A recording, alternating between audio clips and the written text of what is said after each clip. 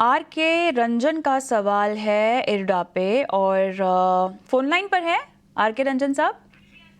चलिए, ये व्हाट्सएप पर अपना सवाल पूछ रहे हैं। 210 ध्वनि इनकी बाइंग प्राइस है। तो ये हाल ही का लिस्ट हुआ स्टॉक है जिसमें फर्दर चार्ट स्ट्रक्चर कुछ है नहीं इसके अंदर, तो मैं ज्यादा कुछ कमेंट नहीं कर पाऊंगी। बट ओवरऑल अगर हम स्टॉक के ट्रेजेक्टरी की बात करते हैं तो सिंस लिस्टिंग इसने अपवर्ड मोमेंटम ही दिया है और ओवरऑल जो स्पेस है वो यहाँ पे पॉजिटिव लग रहा है, तो डेफिनेटली इसको होल्ड करा जाए। अभी फिलहाल इनको एक इसके अंदर फॉल देखने को मिला था क्योंकि स्टॉक इन्होंने जो खरीद की भाव है वो रिसेंटली हाई प्राइसेस जो जहां पे बनाए थे वही का भाव है। नीचे की तरफ इनका जो ट्रेलिंग स्टॉप लॉस अभी फिलहाल के लिए बनता है, तो आप 160 का यहाँ पे ट्रेलिंग स्टॉप लॉस लगाए। उसके नीचे अगर स्टॉक फिसलता है तो इसका जो स्ट्रक्चर है वो रिवर्स हो जाएगा।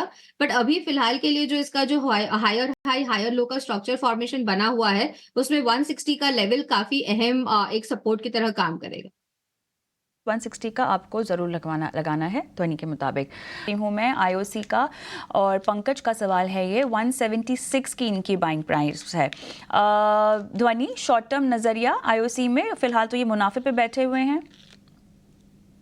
बिल्कुल, ये जो मुनाफा है वो उनको और बढ़ता हुआ दिखेगा। ओके। आईओसी में हमने देखा है कि स्टॉक ने जो रिटर्न्स दिए हैं ओवरऑल सारे ही आईओसी, बीपीसीएल, एचपीसीएल सभी स्टॉक्स में हमें एक रन अप देखने को मिला था। आईओसी में डेफिनेटली ये रन अप कंटिन्यू होता हुआ दिखेगा। ओवरऑल अभी फिलहाल के लिए जो नेक्स्ट लेवल इनको ध्यान में रखना रहेगा वो 200 का रहेगा। 200 के पास इनको थोड़ी सी एक प्रॉफिट बुकिंग देखने को मिलेगी, तो वहां पे मेरी एग्जिट की सलाह रहेगी। बट अभी फिलहाल के लिए इसको होल्ड करें। फिलहाल के लिए इसको होल्ड करने की सलाह। 200 तक जाता है तो फिर वहाँ पर प्रॉफिट बुक करके एग्जिट करने की सलाह।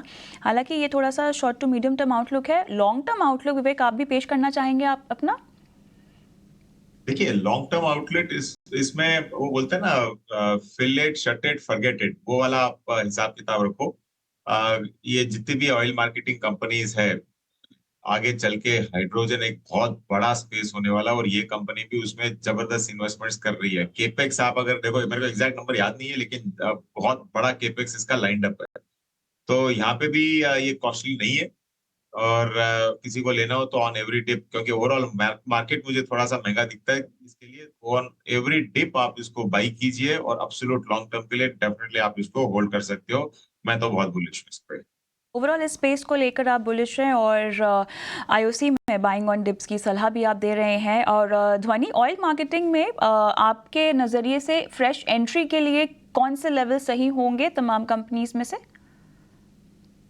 तो काफी सारी कंपनीज में हमने एक रन अप देखने को मिला है। आईओसी डेफिनेटली जिसकी अभी हमने बात करी वहां पर ऑलरेडी एक बाइंग एक्शन देखने को मिल रहा है। उसके अलावा आप यहाँ पे बीपीसीएल को भी देख सकते हैं। बीपीसीएल के अगर वीकली स्ट्रक्चर को हम यहाँ पे देखते हैं तो पहले स्विंग हाइज जो थे वहां से ब्रेकआउट मिला है और फर्दर मोमेंटम भी यहाँ पे बना हुआ है। इनफैक्ट जो अगर हम वेव फॉर्मेशन की बात कर रहे हैं तो this is just the beginning of the bullish trend in this particular counter. तो आप बीपीसीएल को भी करंट लेवल से बाय कर सकते हैं। इसमें ट्रेलिंग स्टॉप लॉस की सलाह रहेगी। टारगेट्स इसके लिए फ्री है, ओपन है।